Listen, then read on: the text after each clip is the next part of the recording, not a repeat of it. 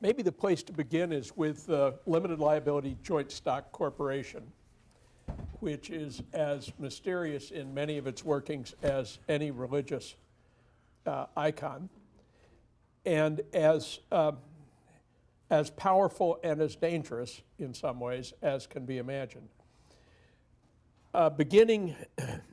Corporate entities go back to the ancients, and corporations chartered by governments go back to early modern times. But the limited liability joint stock corporation, as we know it, became important only in about 1860. Jim Alexander had a distinguished career in managing the affairs of joint stock corporations. This economic form accounts for roughly 4/5 of all the wealth created in a capitalist economy. And if you squeeze hard, you might get to 90%, but certainly it is the principal organizational medium in which wealth is created.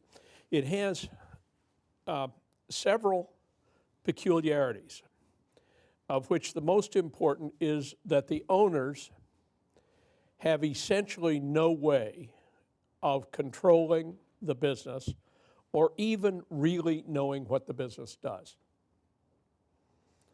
The displacement, right? If you think about the classic Marxist story about the bourgeoisie and the proletariat, it's essentially a dualistic story about classes. And with the joint stock corporation, a third class, a managerial class, of which MBAs trained at Yale and also at the Harvard Business School are exemplars of the highest order. And so you've got enormous power in the hands of a managerial class. And Jim's experience, which I'm going to get him to begin recounting momentarily, illustrates the terrific complexity of value realization in the sense that Miroslav was sketching within the framework of the joint stock corporation. Now, and the dramatic case, of course, is with the subsidiary or majority Enron-held company called Enron Global Pipeline and Power, of which Jim was chief financial officer at the time that the crookedy was twisting crooked. Jim, you were a Yale undergraduate finishing in 72?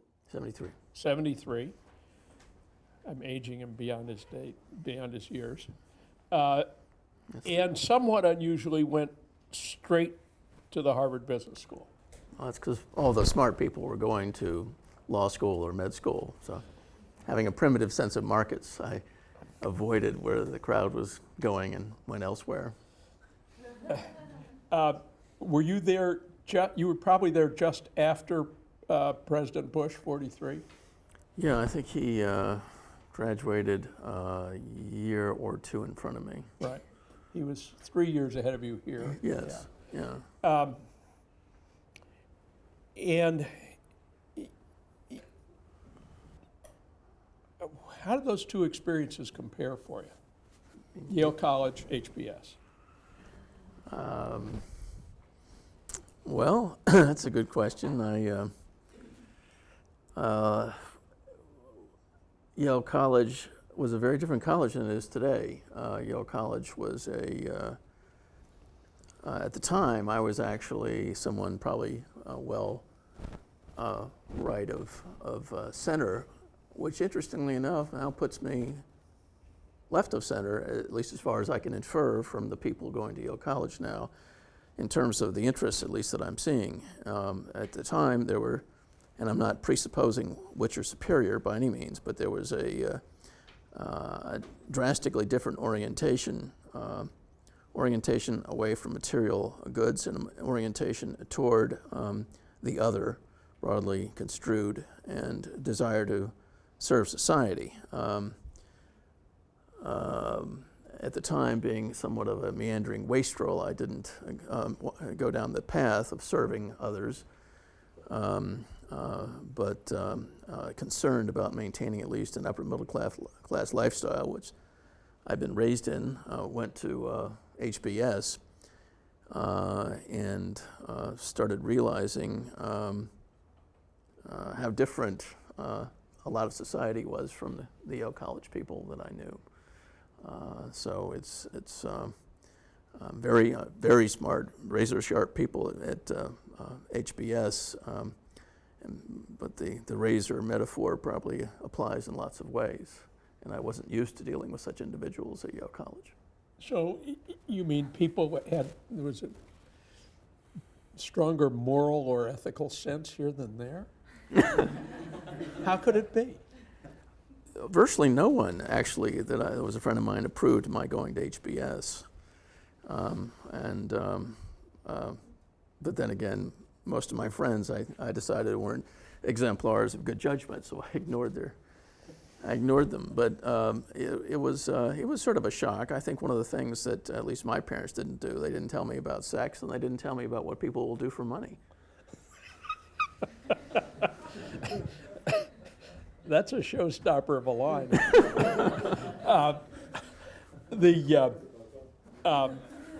Well, let's talk about what you did for money. Certainly not sex, anyway. So straight out of HBS, you found yourself in... Well, I having no common sense, I couldn't go into marketing, and so I ended up gravitating into finance and accounting, which at HBS doesn't even require basic statistical skills either. It's it's taught by the case method, and so I found that relatively simple to do. But again, it's my comparative advantage overall. I was an inferior student. However, I did get a job, and I went to work at my very happy experience, Aetna Life and Casualty, before insurance companies changed their points of view as to how to run themselves. It was a very beneficent environment, and really a joy to work in, till my then wife announced either we could leave Hartford or she could leave Hartford, thus starting my backward entry into investment banking. Okay, and so you left Hartford together? Apparently. Yeah. And you found yourself in New York? Yes, in Kuhnloeb, a fine old, soon-to-be dead investment banking firm, but typical of the investment banking that developed after, or as part of the cleanup of the New Deal. But I was privileged to be able to see investment banking as it was in the 70s, which is before the Great Decline. Okay, and the dominant organizational form then was still the partnership? Partnership, absolutely, with partnership type of thinking, where you commit the partnership and you have a general liability, and if something goes wrong, everyone suffers. And it's not sort of an anonymous group of shareholders that you don't know and could care less about suffering. It's you and your friends and your family. Okay, mark that. That's a big point about the organizational form of business enterprise. And the historical structure of the iBanks was partnership, so that if one partner creates a terrific problem, it belongs to every partner. They are all jointly and severally liable. And the evolution over the last 25 years has been away from the partnership structure toward the joint stock corporation on Wall Street. So if you don't have liquidity also, you have to worry about long-term value creation. Right. So not having to worry about the liabilities created and not having to worry about the long-term wreckage both reinforce short-term thinking, which is then further reinforced by the fact that most of the investors have no idea what you're doing either. So it's just a recipe for disaster. Okay, so after Kuhn Loeb, where'd you go? Kuhn Loeb promptly emerged out of existence and was absorbed into Lehman Brothers. And my uncle, who was a client of Lehman, assured me I should under no circumstances work at Lehman. And so I went to work at first Boston, later to be absorbed into Credit Suisse. That's the common theme of every place I've worked. They're all out of business, basically. So, Not through Mike. okay, so, and through that period, was your life at work, did it feel comfortable and productive for the most part? Yeah, it was productive. I felt productive.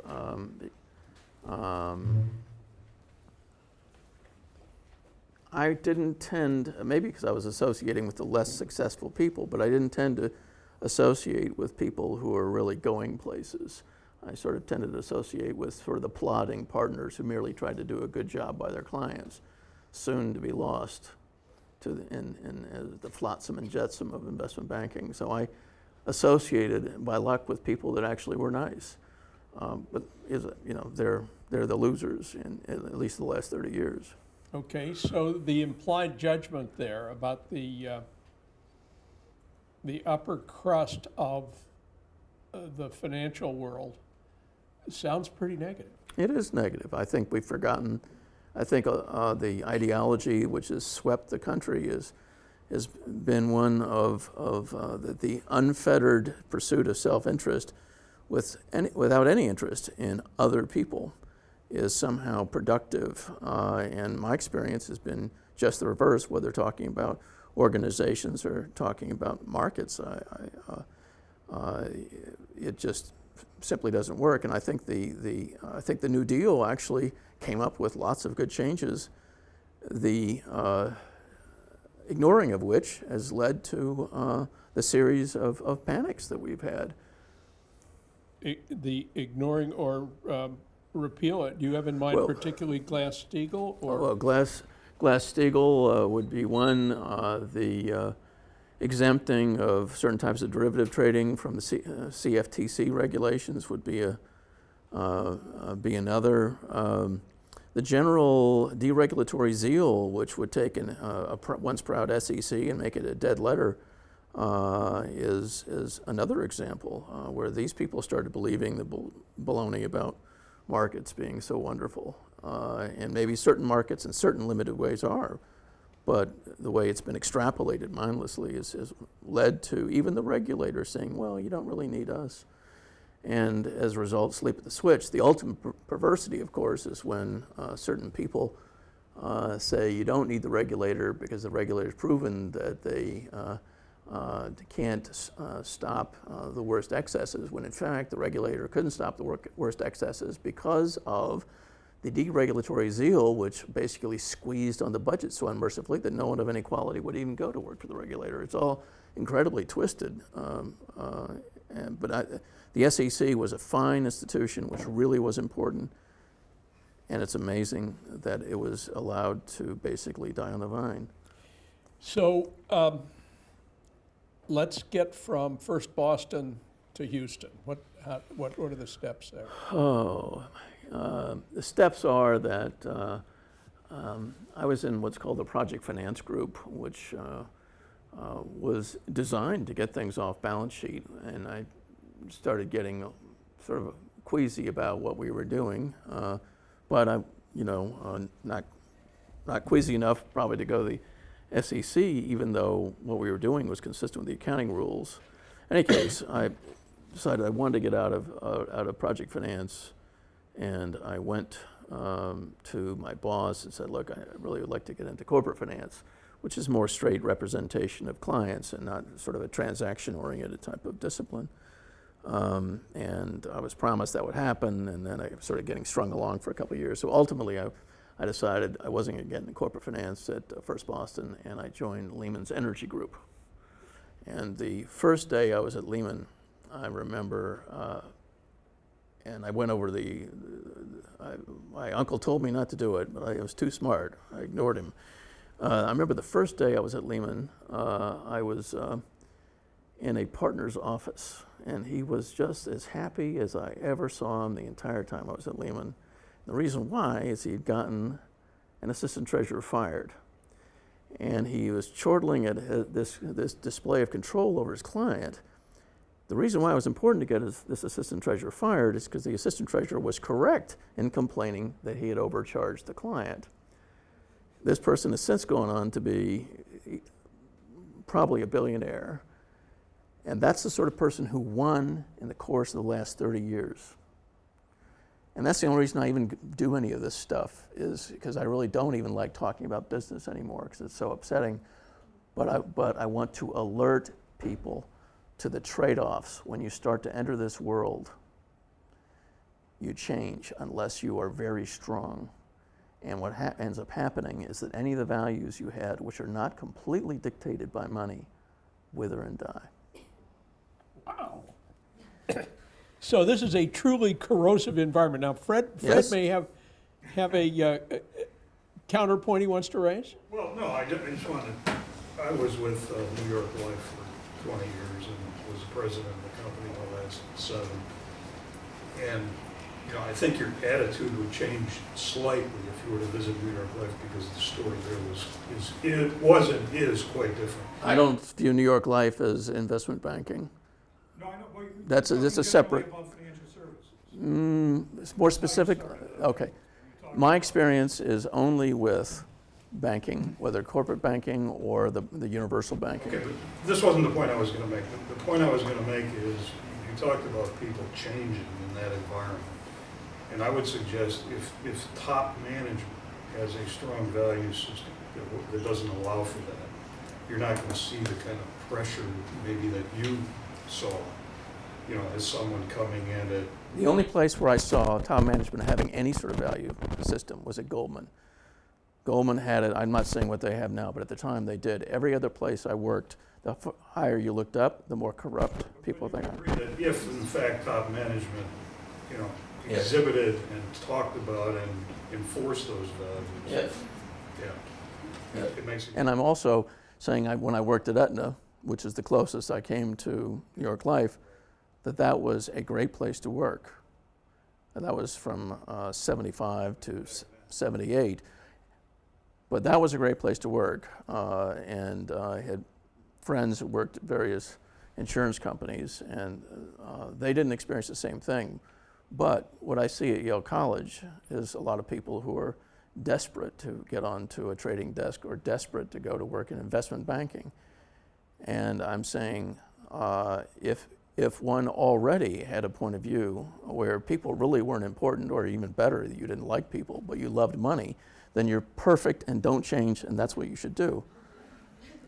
But if you really do have other values, think about what's important and at least don't let it happen unconsciously, because there's no edge. You can come to this, a lot of people think they come to the edge and they look down. No, it's an egg. It's a continuous curve down. All of a sudden there's no stability to where you're trying to stand. But at that point it's very late to come back. But I am accepting the insurance companies, TIA, I have a lot of people I used to know there. So anyway, it's really, that's why when I say I wandered into investment banking, most investment bankers are hard-charging guys or girls who want to go into investment banking. I went as part of a non-solution to a marital problem, because after I went into investment banking, I was working 80 hours a week, 100 hours a week, and of course. I taught a class, just as an aside, I taught a class last semester at Fairfield University, and it was a class on leadership at the business school. And I told all the students, and they were all either graduating or soon to graduate, and I told all the students, there were only like 18 students in the class, and I said, you've got my email address. I'm happy to give you advice after this course is over. And at least half of them, they all wanted to get into investment banking. And to just support what you're saying, at least half of them have called, have emailed me since, this was 2 semesters ago, with ethical issues where they were being pressured, even at a very low level in the organization, to do something that violated their own value system. Good for them. Isn't that amazing? What's I guess no it's not amazing. good for them to email you. That's what I would say. That they have enough concerns left in life that they would still stumble. Oh, no, this is great. It gives me hope. This is terrific, but part of my job here is to get us Oh yeah. out oh, to yeah. Houston. Oh, yeah. You start off in Houston as a consultant, basically.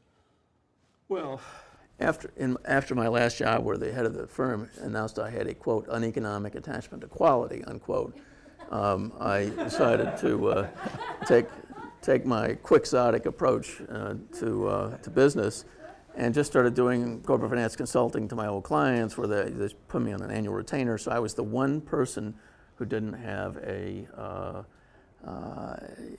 short-term self-interest in a fee.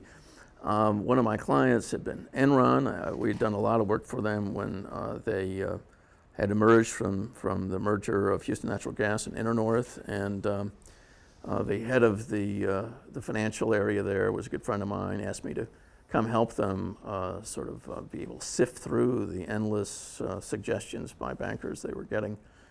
I did, and within a month or two, they put me on a project to roll up all of their international projects into a new company, sell a little less than half of that company to the public, and then have it be their future acquisition vehicle for international projects. Okay, and this is Enron Global Pipeline and Power. Yes. And so the Enron controls 51%, Yes. and After the initial public offering, 51%. right, and so you've got a lot of these anonymous investors out there, and some of them perhaps not so anonymous. Mostly anonymous investors, yes. Okay. No and- one of great, no big institutional holdings to speak of. Okay, and part of, or in a sense, the fulcrum of your challenge is that the interests of the minority investors Mm-hmm.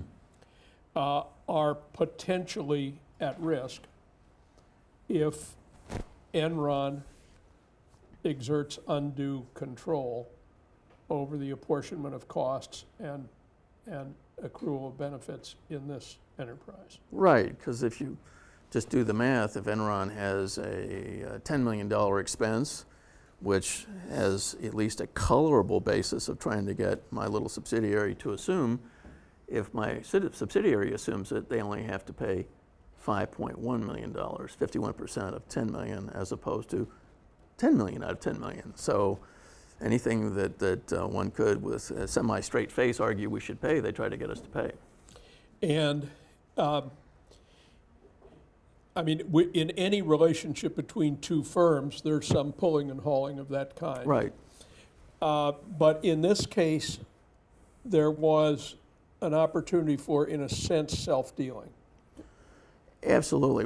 It was always going to be a lot of transactions with affiliates, which didn't bother me. I expected that. What did surprise me is, instead of having me negotiate with on an even basis with my with affiliate management, I ended up negotiating with my immediate boss, who represented Enron's interest against the company's interests. So the CEO of Pipeline and Power is an Enron guy, Yes. and you end up being the voice of the minority shareholders. Yes. And the tussle is not an even one. No. It wasn't designed to be even. It was designed to make it clear that any self-interest I had should be involved in Enron's behalf. Okay, so maybe it would be useful if you recounted how you first got to feel extremely uncomfortable with us.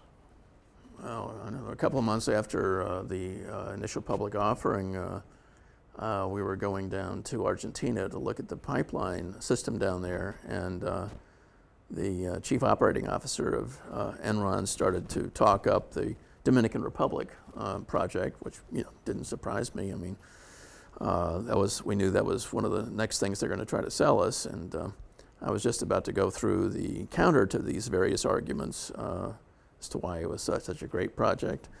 And as I was just after I'd said, well, from EPP's point of view, and I was just about to reel off why, frankly, his arguments were fallacious, he screamed at me from about 2 feet away. It was a small jet, 2 feet away.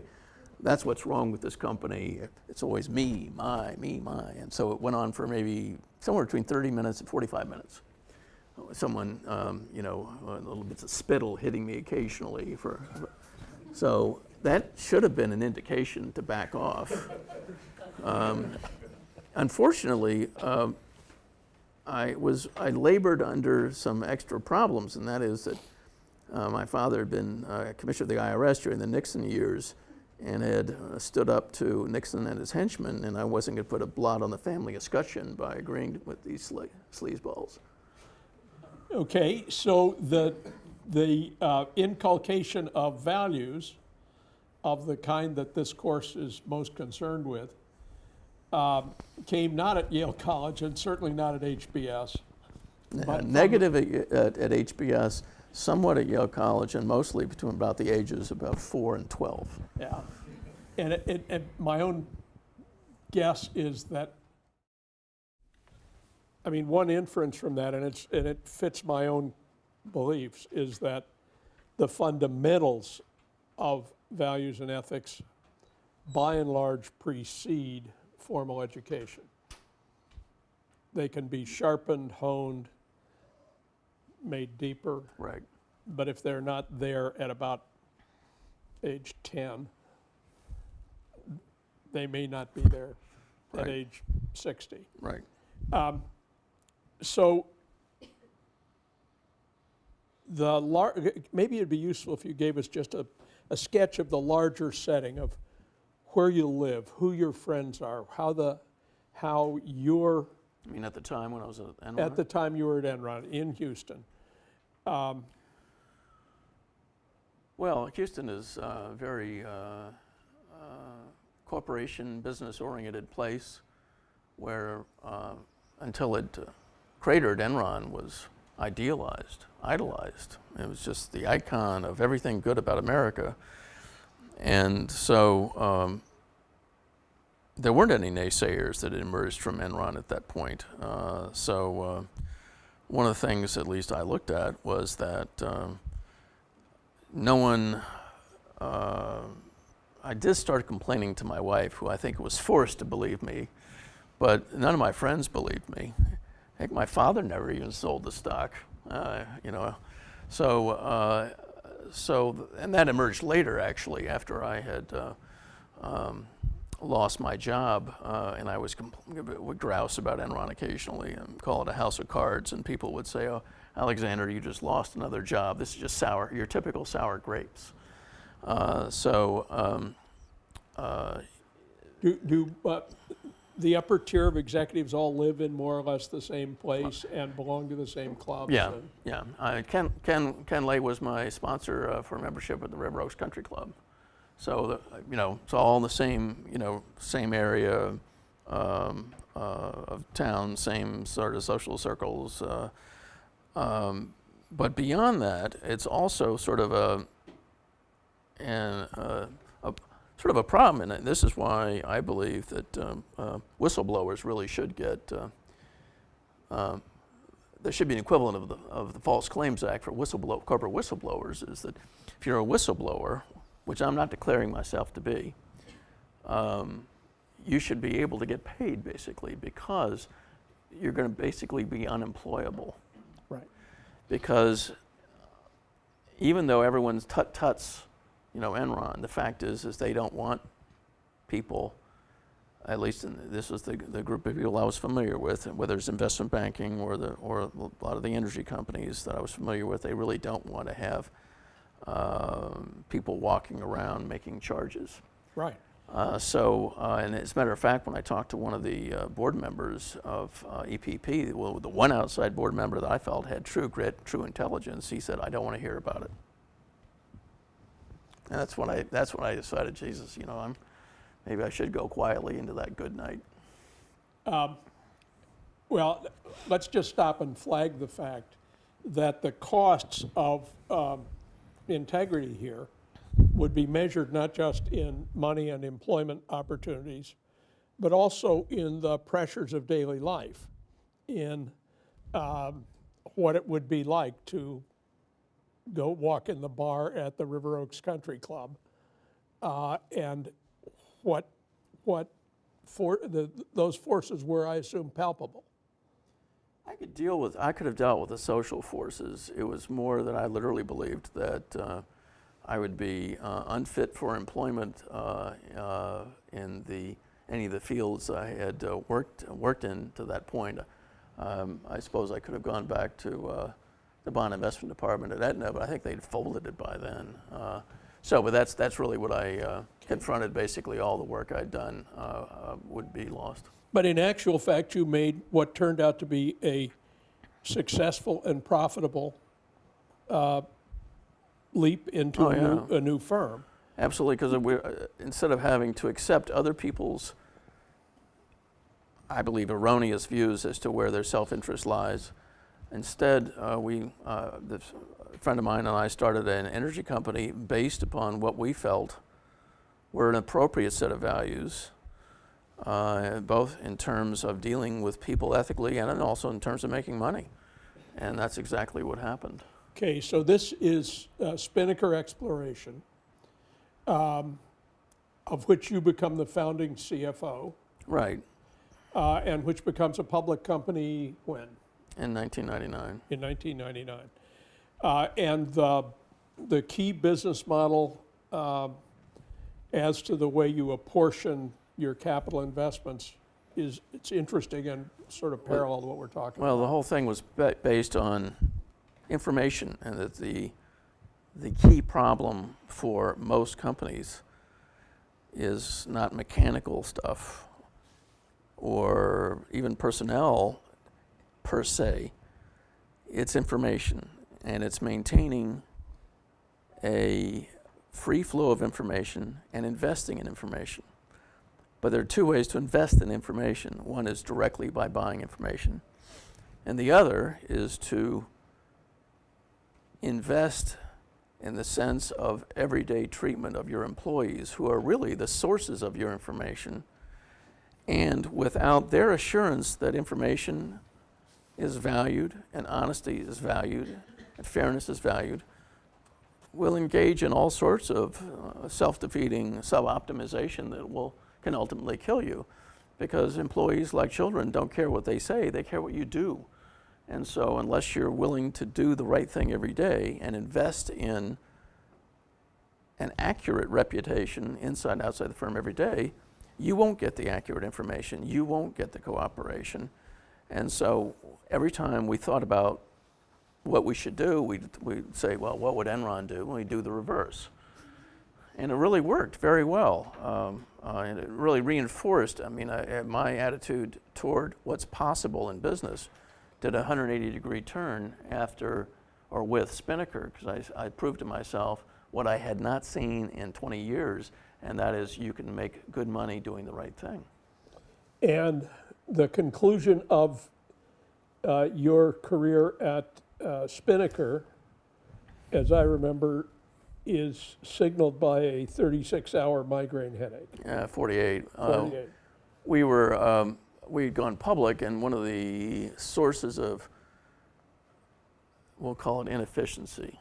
How about that? Inefficiency in our system is that most of the people who are investing public money really don't have the ability to assess corporate strategy, nor do they have the ability to assess a management's capacity to execute the strategy that they voice. But what they do know is whether or not that you hit your numbers. And if you hit your numbers, then they buy. And if you miss your numbers, they sell. And so if you are a company that constructs your numbers knowing that you have hip pocket hidden reserves that you can always reverse whenever you need to, well, there's no tension about numbers. If, on the other hand, you construct forecasts which have more than a trivial chance of being missed, which would be a fair forecast, by the way, 50-50 chance, then you really end up where every quarter is like a game of Russian roulette. And for many of my employees, it was not true of me, but for many of my employees, the bulk of their liquid net worth was in Spinnaker. And so I wasn't terribly worried about the financial effect on me, but I was worried that one of these days we were going to miss our numbers and a lot of my fellow employees' net worths would be decimated. Okay. John, so we've run out of time here.